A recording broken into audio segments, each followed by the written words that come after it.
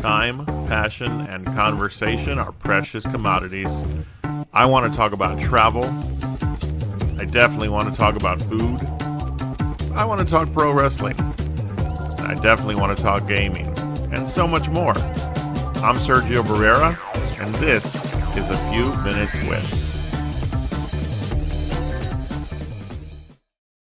Hello, hello, hello, and welcome to A Few Minutes With. I'm feeling kind of deja vu-y. Here I am with George Alvarado. George, are you ready for episode number 2 again? No, this is the first time we're doing this episode. What are you talking about? You know, it's funny because we don't do this show live, right? Mm-hmm. And yet I can't not start the second episode and be a little bit honest in that, like, we were talking for a good 10 minutes. Yeah. And I hadn't hit the record button. So but welcome everyone to A Few Minutes With episode number 2. I am here with George Alvarado as we begin, or actually I should say continue our journey here on this show. The show itself is still evolving. There are several layers of this thing that we're still working with, playing with. And so, we finally found a rhythm that we think will work as to when we're going to record the show. We have some things on tap that we're going to discuss tonight. And episode to episode, whatever we spend time on, it's because it's stuff we want to talk about. So, George, what have you been up to, man? What's your last couple of weeks been like? So since the last time we talked, a lot of TikToks, venturing into something we will probably cover in multiple shows in a future episode. And dancing trends? No, I mean, no? I could, but I don't have the body for that or rhythm. Yeah. So other than TikTok and work and WWE and wrestling, picking up a game that I played multiple times over and over again, and that's because Epic Games gave it to me for free, and that was Fallout 3. Yeah. So it's pretty fun the umpteenth time that I played it. I'm not even going to pretend. So, we talked about the game and you mentioned how you've played it so many times that it's, you kind of know which direction you want to go. But obviously it's still a game you find interesting enough to replay. It's like I guess it's like a good book that you enjoy reading or a movie you like watching. Games can do that. Yeah. You played Skyrim, right? I have. Or Elder Scrolls. Some, yeah. And then I know you're very familiar with New World. With a game like those, those are more like the older times, I guess you could say. This one's more post-apocalyptic. So you talk about just a wasteland and having to worry about your health bar and having to worry about the different type of monsters that are going to kill you and like violate your body and whatever. Is it Friday already? Yeah, for real. Let's not talk about the moles. But talked about it a little bit. I played it on the Xbox 360, played it on the PlayStation 3. This is the first time that I'm playing it on the PC, and it's one of those where playing it over again, it's kind of like it's with remembering all the story. It's like, oh, I forgot about that. Oh, wow, that's pretty cool. Oh my god, I can't believe he did that to me. And is the gameplay still the same, like controller or mouse, keyboard, like what? So I'm gonna I reduced my level of gaming to what you're accustomed to, and that's playing it on the keyboard. Played it for about 3 hours on the keyboard. I hated it. I was playing it and just was like I'm just so used to controllers and the mechanics of the controller. Of course, it retains the controller scheme. Graphics are a little bit better because obviously playing it on a better PC than the 360 and PlayStation 3. But yeah, it's one of those where the mechanics aren't very pretty, but the storyline will keep you engaged. Gotcha. Yeah. Well, I'm doing my first replay of a game, if I can call it that. I haven't finished the New World Expeditions, and they actually just launched last week an entirely new area of the map in the game New World from Amazon. And so I started at level 0, created a whole new character and a whole new server, and it's, for me, this being my first time through, like, I've played other games over again from way back in my past, but this game is, I've said it 1,000 times if I've said it once, it's the game I've played the longest. And now I'm going through it again. And what's cool about it, and I don't know if you know this, George, but the game is different enough that if you're someone who's played it, leveled up all the way to 60 the way I did, still lots of room to level up gear and so forth. But if you've gone that far and you start again, it is compelling enough with what has been done to enhance the storyline, to enhance the graphics, to enhance the images and the landscapes. You now learn a lot more about these characters. Like, I don't know if you remember playing the game for the first time. You knew that you were following your captain and he died and this and well, it turns out that's Captain Thorpe, right? Spoiler alert. You didn't. Well, yeah, but you didn't. It was funny because you didn't learn that the first rendition of the game, and then if you remember, there's the main boss Isabella, who's like the end all, right? Well, now she's narrating, moments of the not narrating, but your character now has visions and voices in their head, right? And that wasn't part of the game before, so I was kind of like, should I start over? And I'm glad I did. Because, of course, unlike you, like unlike your advice, I'm like, I'm going my trusty X. I need my X, man. I'm a take, man. I'm a take at heart. So yeah, it's and it's funny because I really liked the way you said it. It's like you felt like it was a new experience for you, even though it was familiar.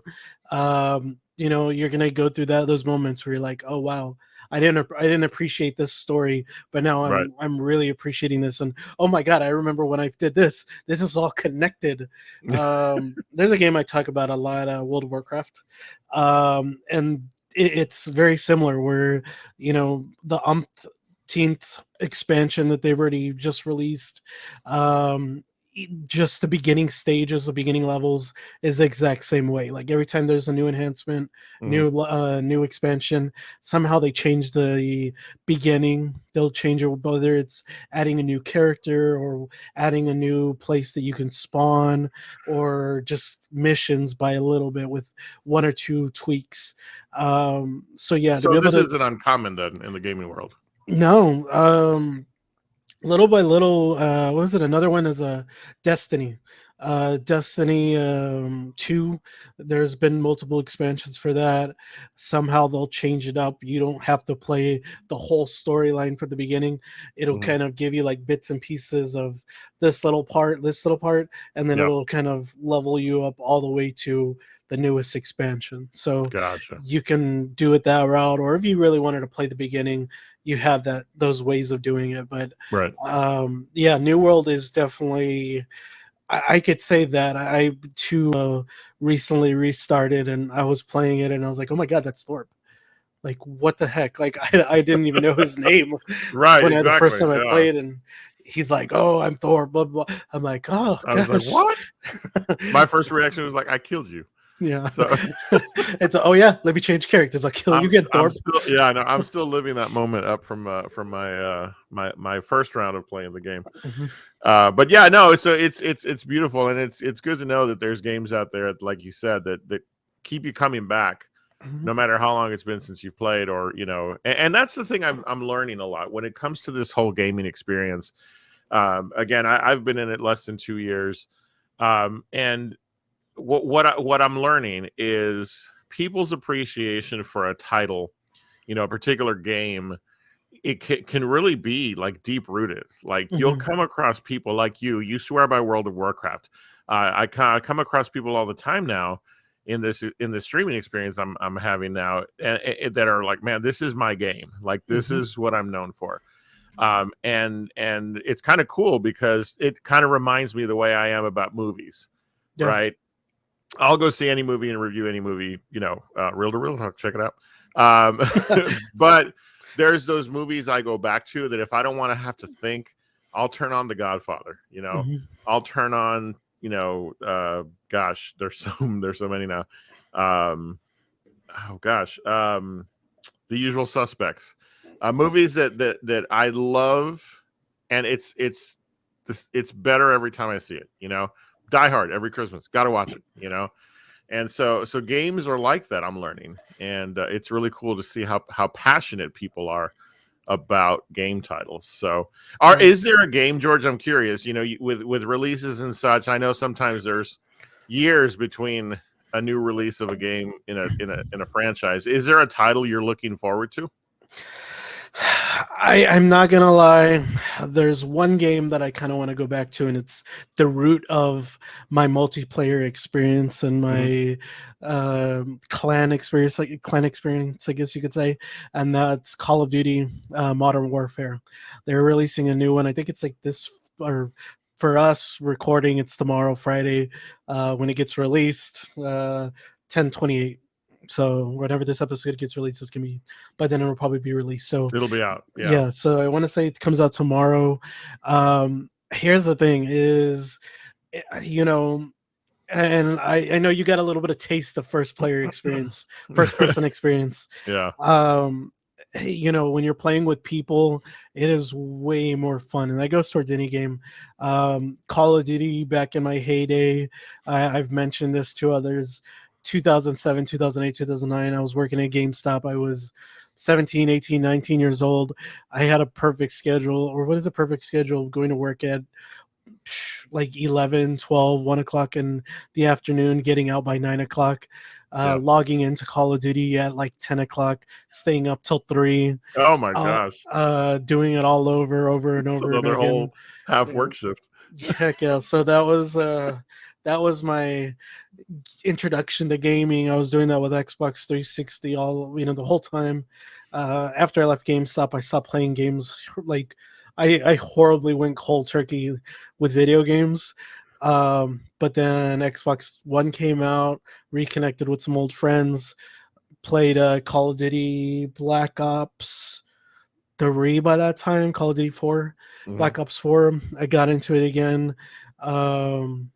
Vanguard, I think, was another one, and then just over the years, my experience is kind of my taste for video games have changed, but that's one that I really want to go back to, just to kind of dust off my happy trigger and dust off my reflexes and see how well I am with a Call of Duty game. So will you take a day off of work just to dive into it or anything like that? I ran out of vacation days, so but I will. Yeah, I will say I did that with what was it late last year. I did take off some time so I can play Pokemon Shield when that came out, and I beat that game over the weekend. So it goes to show you. Nice. How fast. You're like, I think I forgot to eat for 2 days, but I lost 30 pounds thanks to video games. Nice. Well, and that's the thing, I've been on this streaming journey now a couple of months, and again, it's really broadened my understanding of what gaming is to people. I remember just a few years ago, it was not even on my radar as an interest. And we've talked about this. You and I, Nick, our friend Nick Kramer, played a huge role in sort of influencing me by sharing his passion for it. And if there's something I've learned is I've gotten through or gotten into this whole streaming experience. It's the passion with which this community of people thrives. My Twitch channel, Sergio the Sexy Potato. I should probably put a banner up for something like that.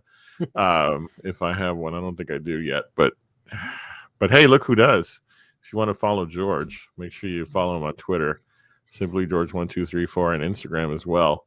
Oh, look, I do have one also. Yours is bigger than mine. Exactly. That's totally why I brought it up. But yeah, follow us on our social media, Twitter at Sort of Sexy Potato. What I was going to say was that if I've learned anything when it comes to this whole streaming experience, it's that people are really passionate about not just gaming, but also building community. And that's one of the things that over the last few weeks as I've been doing this, I'm in my second full month, just about done. Not only have I been able to, of course, play more games, interact with more people, make tons of new friends across the world.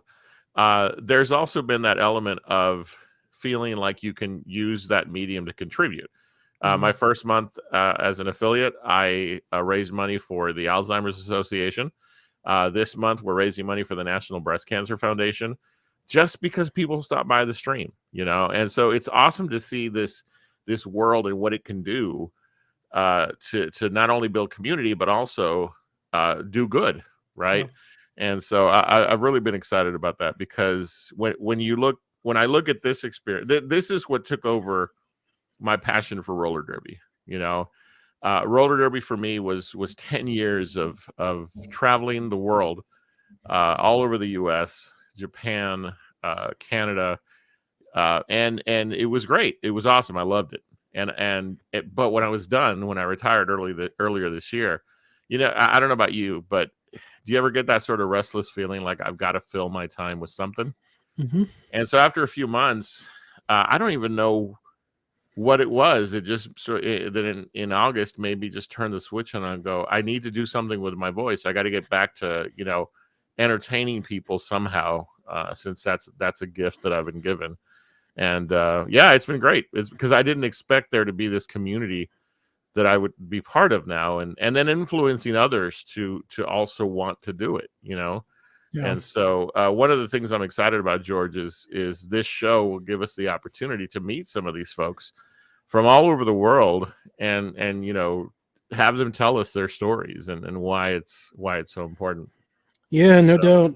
We and I can, we talked about it a little bit on the first episode, but yeah, all it took was that one conversation we had in the car, and you kind of were just you were curious as far as how far your video game expertise, we'll say, can get you, just because obviously you've admitted I still it. suck at a controller. Yeah. you're barely getting into the video game world, and you kind of want to see how that would correlate with streaming online, which you've done a lot of podcasts. You've done this few minutes with in its first iteration, Taste of the Food Life. We've done the just kind of touring. You've done the touring episodes, and then of course you got your Real to Real Talk. So it's just one of those where to be able to see all those kind of now deal with more on Twitch, it's like, dude, that's filling up your time. That's definitely not you're not spending 3 hours, 4 hours, 5 hours, 8 hours driving to one destination. You're just literally moving across to the other side of your house. Right, exactly. You're moving to the other side of your house. the cool part is all of these productions, the movie show, segments that'll happen and end up on A Taste of the Food Life on YouTube. They're going to start to broadcast on the Twitch channel. It's the place where you could, because we like to do things live. I mean, portions of this show will end up on the Twitch stream just as clips and stuff. Because the other thing I learned, George, is YouTube is fantastic. There's no doubt, but there's an audience of people out there that want to see stuff in real time, and they're on Twitch. And so, if you had told me this 6 months ago, I'd have been like, nah, it's YouTube, dude. It's YouTube. Wow, what an eye-opening experience this has been. And so, I'll announce it here. Paul and I will be beginning next week. We're going to stream Real to Real Talk live on Twitch. Nice. And and then we can just upload it to YouTube, And that's a lot of developments like that are coming up that I'm excited about. I'm excited about this coming weekend because you and I and our fellow food adventurer, Susan, Susan Bruiser on Twitch. Susan, we're going to be heading to a place here in town called Max and Louis, San Antonio, Texas, by the way. Max and Louis Diner, and I might do a food challenge.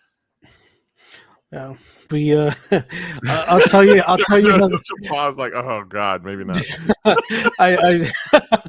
What is it? It's like, dude, that looks so good. We're gonna do a food challenge, and then the more we look at it, we're like, I think I just want some eggs and a steak or something. Yeah, that's funny. Yeah. So what I want to do, George, in case it does happen, I want to read the what it is. So and I wonder if I can even show this. I maybe I'll just read it. So it's called the Roberts. No, I'm sorry. is it Robert? Yeah, the Robert Stack. It's a 25-minute challenge. Oh, I didn't read that part. It's a 25-minute challenge. Finish a waffle, sausage, pancakes, bacon, eggs, French toast, chicken, and orange, and it's free. Mm-hmm. Otherwise, it's $40, and I'm like, I can carry 220s. Like, I mean, that's it's worth it to say I tried for the one and only time in my life a food eating challenge. Okay, and for breakfast, breakfast, you need the fuel, right? You Yeah. need the fuel, Oh. and so we're gonna see how this goes. I have no delusions that I'll be able to finish it, and so I'll probably put my 220s on the table and let the server know, hey, plan on having this in your hands. So are you gonna have your coffee and your soda and your water and all your drinks to go along with that? Something. Yeah, it's gonna be because I've one of my weird fascinations is watching like food, the food competitors videos, and this is nothing compared to what real food competitors do. Yeah. And that's one of the reasons why I'm like, I'm gonna just try, and because I think it'll make for some fun moments. So who knows? Maybe we even live stream it, while we're there. But we won't live stream the after effects, the aftermath. Yeah, that's probably a good idea. So Max and Lou's Diner. We'll report back on the next episode, maybe with some clips of how it went. So I want to drop a bombshell, and just because I want to titillate the people. Oh wow, what a word! To tune into your food show. So we're going to be doing a really cool challenge pretty soon on that show. Yep. And it is going to include something that I've been working with and on TikTok, and I mentioned TikTok at the top of the show, I think, and that's a waffle maker.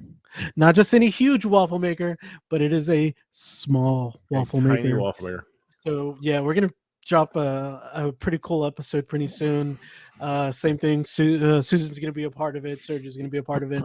And what I like about it is it's going to show who has the most creativity with that little waffle maker and who can really make something out of the ordinary with it. Yeah. So I'm excited, and you were kind enough to gift me the waffle maker, and so I appreciate it. I hope it's not defective. I hope that it works. I took it out of a sealed box, so yeah. Oh, too late. It's gone. It doesn't work anymore. Yeah. Well, we'll look forward to that. So we'll remind you guys when that stuff happens, and we'll definitely share clips on future episodes. Some movie trailers came out you wanted to talk about. Kind of staying on the gaming theme. And so I know that I saw the Mario Brothers trailer a little bit earlier, a couple of weeks ago, maybe for the first time. We already have a Mario Brothers movie that was like an Oscar winner, I think. Yeah, heck yeah, the award-winning Grammy nominee John Leguizamo. Yeah, Bob Hoskins. Yeah. Yeah. Rest in peace, Bob Hoskins. He did a good job.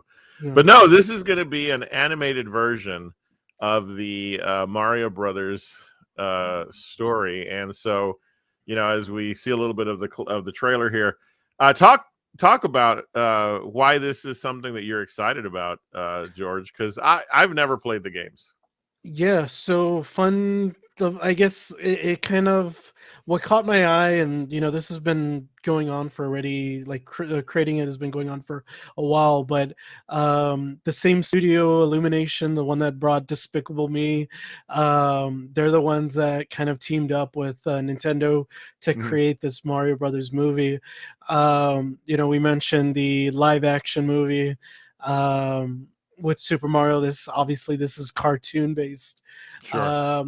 When you have guys like Chris Pratt as playing Mario, and then you have Jack Black playing Bowser, it's one of those where regularly you think of what Star-Lord, right. You think of the guy from whatever his name is in Jurassic Park. You think of him. and then you think of course Nacho Libre and Tenacious D with Right. Jack Black. But yeah, like this is literally a cartoon movie, you know.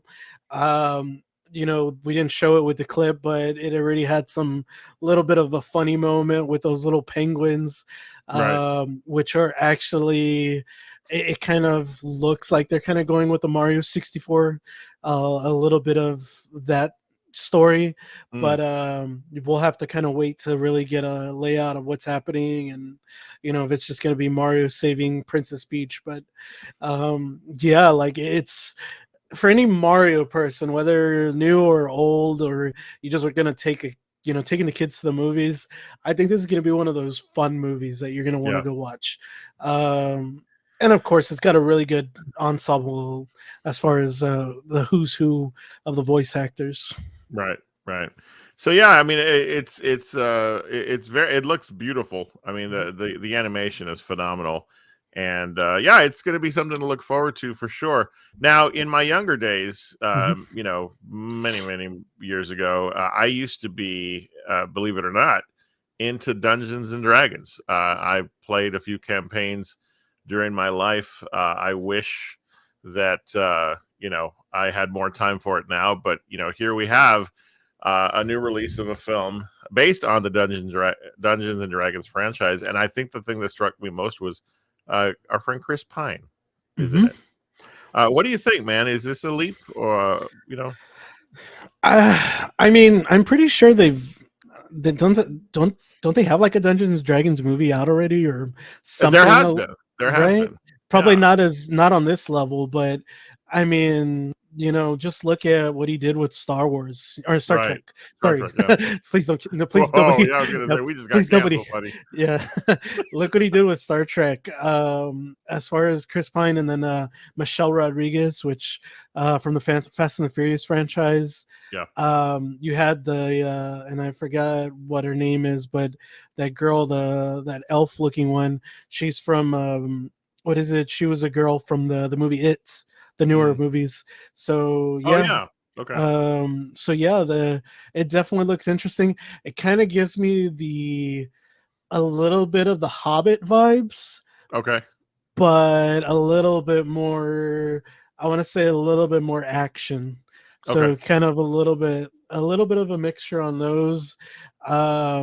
Which that's pretty much Dungeons and Dragons. It's all what is it? Fables and mysteries and dragons and medieval type stuff. Yeah. And here it's what I think is unique about these two movies, these two trailers we've talked about, is that their first attempts at these, making these famous franchises into films were not overly successful.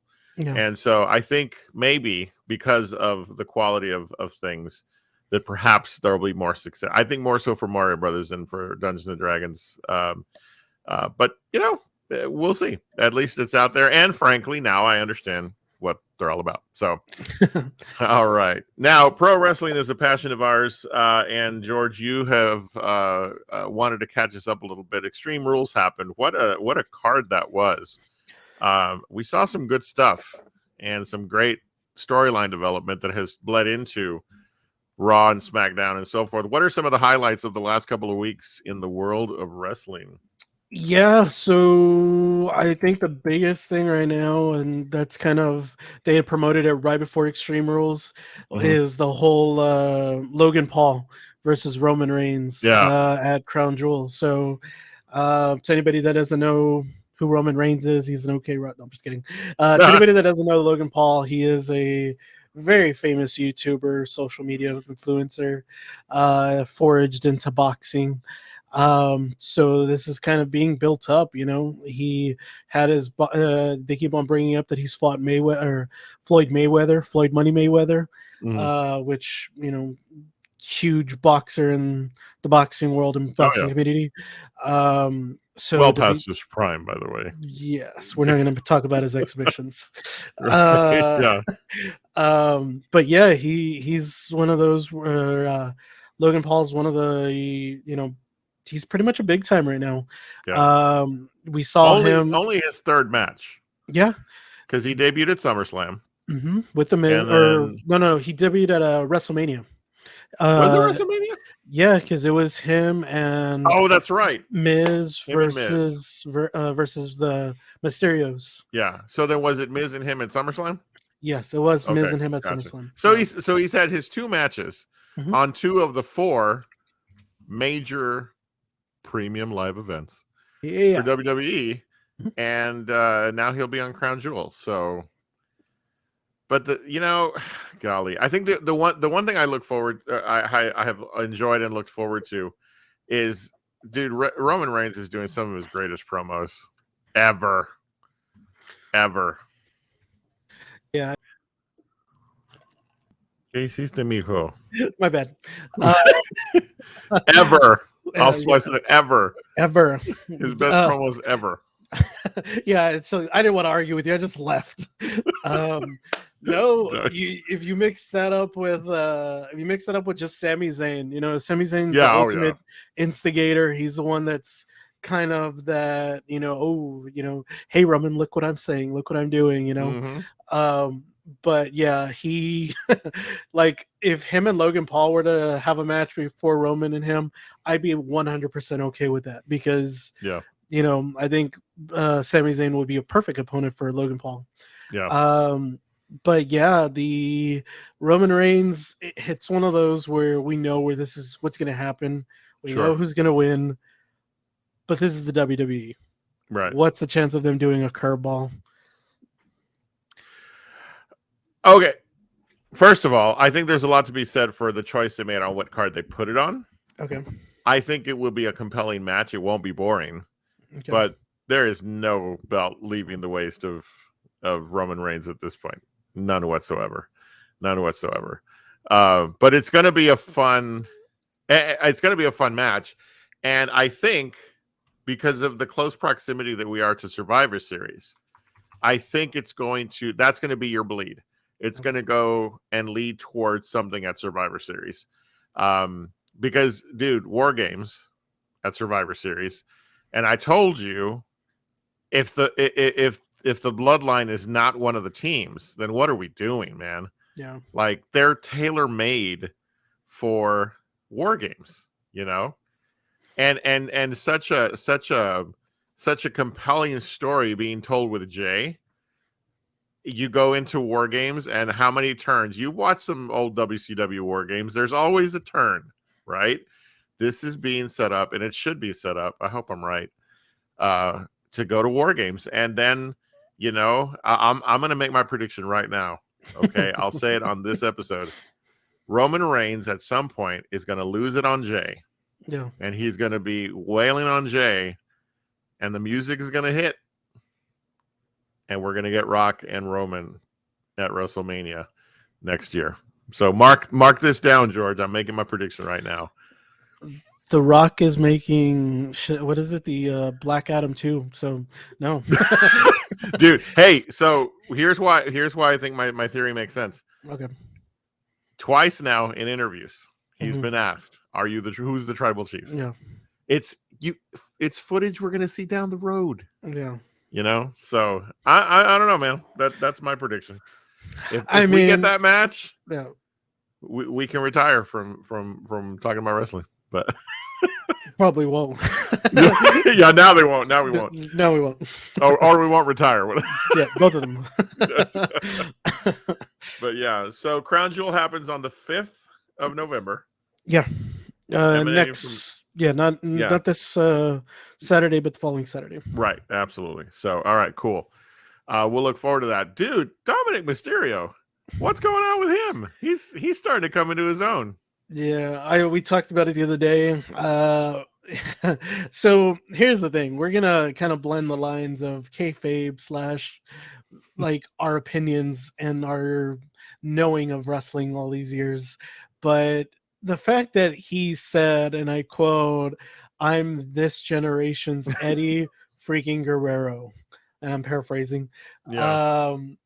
And people booed, and the IWC pretty much, they're just frustrated and mad with it. They're saying, how dare he compare? He can't even lace.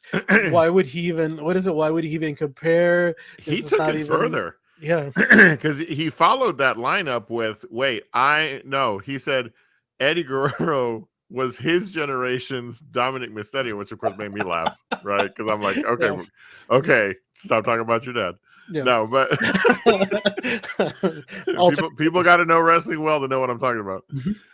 But no, I love what we're seeing, and I think I, like many, couldn't wait to see the Mysterios break up.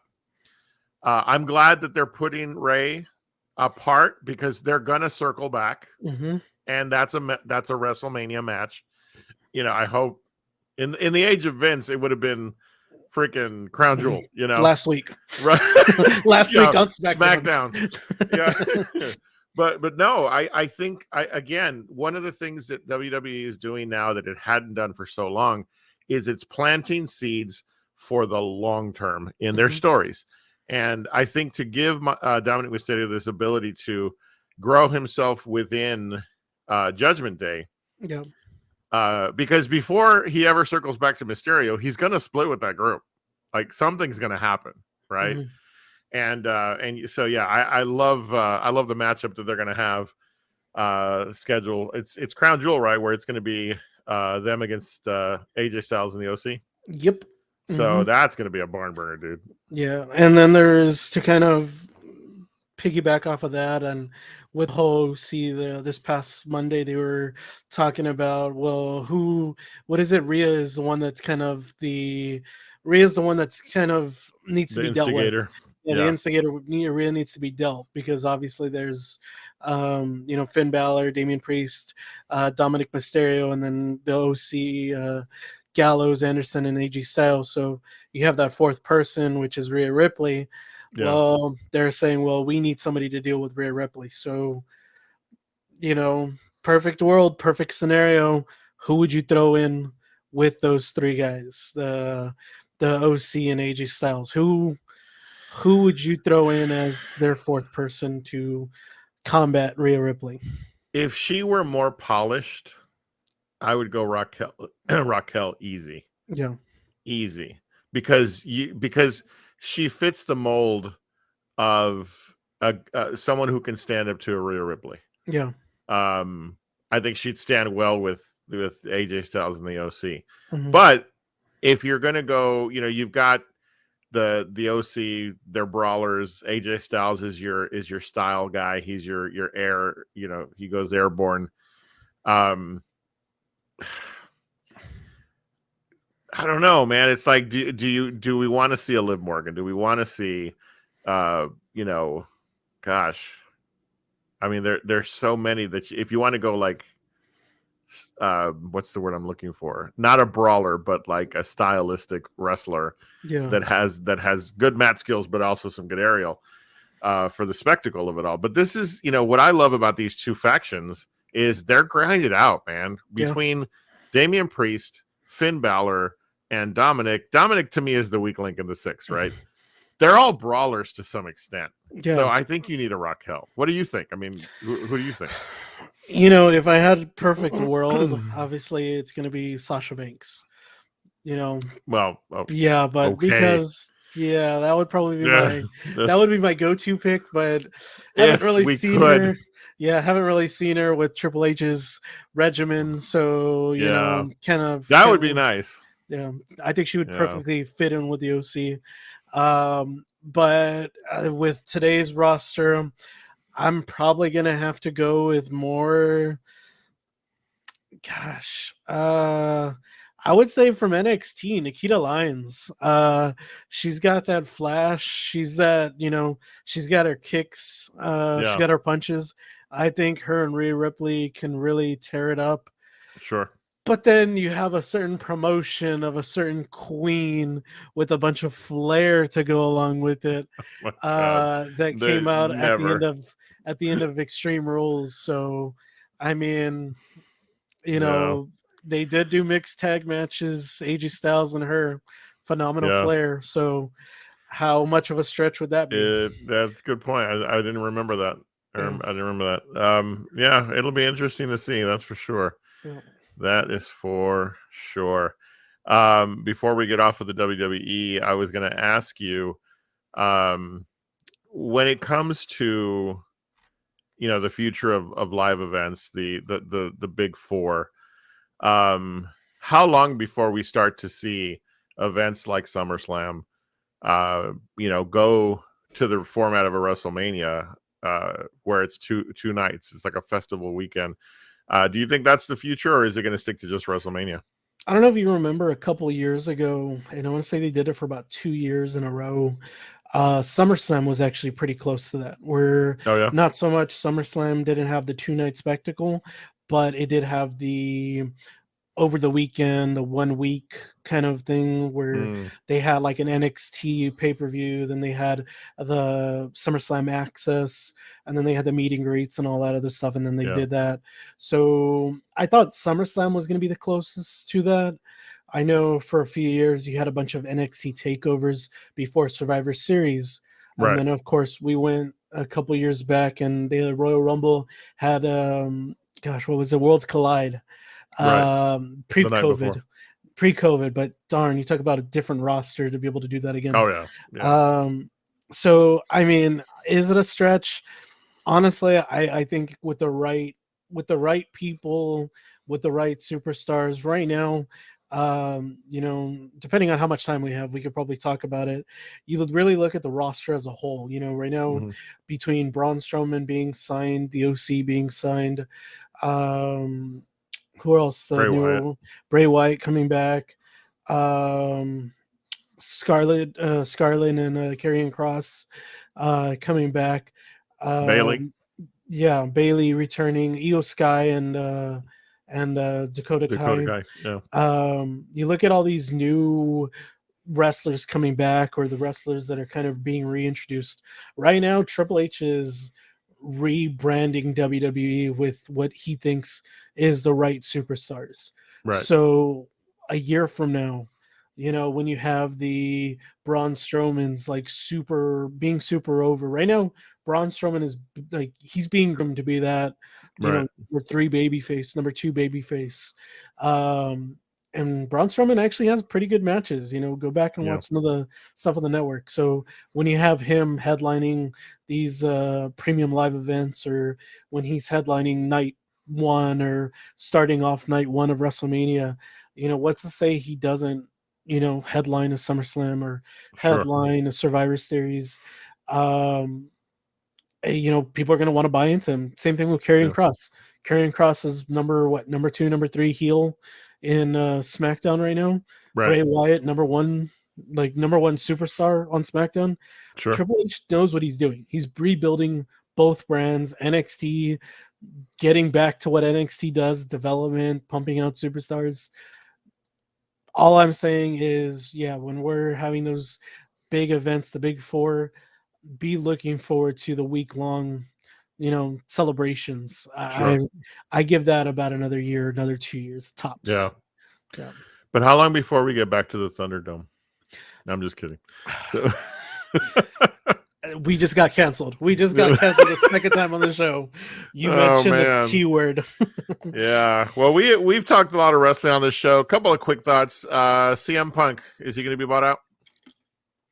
I don't see him coming back. AEW has not mentioned him whatsoever. They took him out of every single thing, every single publicity. The only thing that shows him in AEW are probably the video library and his action figures and whatever shirts he's selling. But I don't see him returning. Shame. He brought too much baggage back that didn't need to be there. That's unfortunate.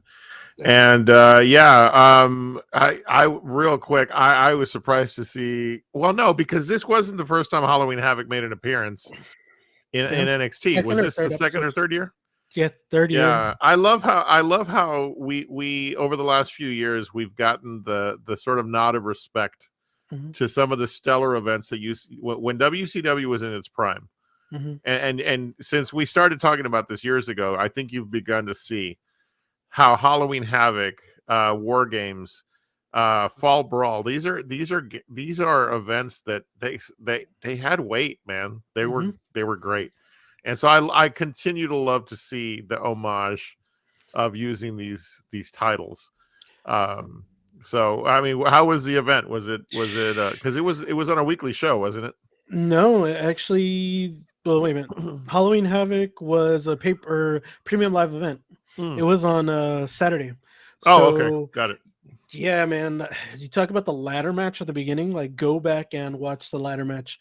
Carmelo Hayes, gosh, what is his name? Carmelo Hayes and Wesley and oh gosh, I'm blanking out on their names. Ultimate banger though. Typical ladder match. And then you had the final match with Braun Breaker, the Braun Breaker versus JD McDonough, and gosh, all names I don't know. Yeah. I'm old. I know who Braun Breaker is, but yeah. But that match was brutal at the end. Ultimately, it was probably one of their better pay-per-views, one of their better live events. Yeah. I'm blanking out with wrestlers' names right now. It goes to show you how much I watch NXT. Because it's NXT. So whatever. No, props to NXT. I get it. But that that's the thing is little by little I'm starting to find my way back, and so it's exciting to get to talk about this stuff, even if it is for just a portion of the show. So thank you for bringing your knowledge, George, on those events and driving me back to watching and getting caught up. And so forth. All right. Well, we've talked about a lot. A couple of things I'd like to share. This Sunday, noon Central, on my Twitch channel, which you can find right here, Sergio the Sexy Potato. It will be the second time that Susan Bruiser and I, Susan Chisholm, who joins our show or has been on shows with us in A Taste of the Food Life, live noon, Hot Ones Hot Sauce Challenge, the season 19 hot sauces. Season 19 is out now. I am not affiliated with Hot Ones, but I love the show. Their season 19 line is in my hands, and so we're going to do a live broadcast of our run through those 10 hot sauces, and let's see if we survive. We did pretty well with season 15 a few months ago. So that's coming up, and that's going to be the next big thing when it comes to live streaming events. Just catch me on the channel streaming throughout the week. Next week, I'll be back to a full schedule. It's been a really busy week, so I haven't had a chance to really stream a lot. But, I want to put that out there since this show will be up before Sunday. I think that breakfast on Saturday is going to coat my stomach for what's going to happen on Sunday. So you're going to take your hot sauce with you to the restaurant and be like, I just want to try a little bit. Just a tad. Yeah. And make sure you guys follow Simply George 1234. You can find him on Instagram and Twitter. Very active on Twitter. Catch up with him. Make sure that you to learn the mind of George Alvarado. Make sure you follow him on Simply George 1234. And so man, it's been another fun time of discussion. I hope that by the next time we do this, we'll maybe have our first guest interview. Got to talk to a few folks and get that lined up. But what are you looking forward to this weekend, George? I'm looking forward to Elton John on Saturday night. What about you? I'm going to eat breakfast with people. I kind of been battling if I want to talk about this on the show or not, but I kind of feel I do it because some people know me really well, some people don't. So to kind of bring down the show a little bit, I lost my brother last November, so it's going to be about a year. This weekend at his the cemetery that he's buried at, they're gonna have some kind of Dia de los Muertos celebration, I guess you could say. Gotcha. So they're gonna be doing some mariachis, some food, all that stuff. So kind of debating if I want to go to that, but I know my parents are gonna be there, and my brother's kids, some of the direct family is gonna be there. So if I have time, I'm gonna definitely show up. But yeah, that's kind of what's gonna be happening my weekend. And Sunday probably just sleep. Well, you have my support. You have the support of a lot of folks. Whatever you do decide, George, I wish you peace. Yes. And props to the memory of your brother, who I know was a big person in your life. So much love to you, brother. All right. Well, with that in mind, we are going to begin to wrap it up, land the plane on this episode of A Few Minutes With. We're gonna be exclusive to YouTube. So if you're watching this, and we thank you if you are, click that subscribe button. Click the notification bell, because we do record this. We are not live. And so, yeah, check us out. Tell us what you think. Tell us what you want us to talk about. Give us some ideas. If you have a passion of something in life that you want to share with us, send us a note and we will take a look. And you can find us and email us at kobdproductions@gmail.com.